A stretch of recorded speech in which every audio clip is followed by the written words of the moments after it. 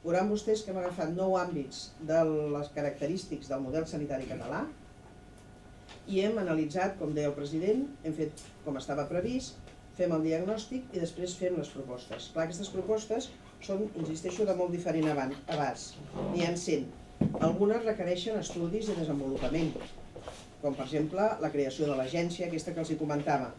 I altres només cal prendre la decisió, per exemple, revisar els contractes de serveis que tenim actualment i proposar-los en temps i forma, és a dir, l'any abans per l'any següent, doncs és un tema de decisió immediata. Hi ha propostes que són a mig o llarg termini, per exemple, revisar i explicitar la cartera de prestacions, la cartera de serveis o reordenar el terciarisme. Altres són a curt, per exemple, eliminar la demanda excessiva i inútil d'informació sobre els centres. Unes requereixen anar al Ministeri, per exemple, la fixació de taxes i el copagament.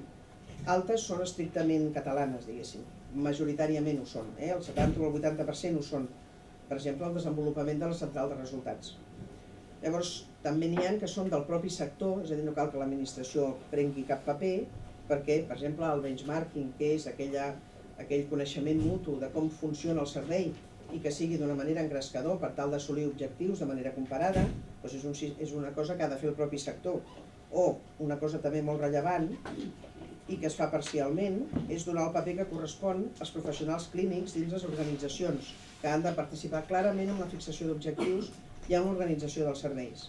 O, per exemple, dur a terme aliances estratègiques entre els proveïdors. Aquestes poden ser incentivades per l'administració, però són els proveïdors que han de voler fer aliances estratègiques.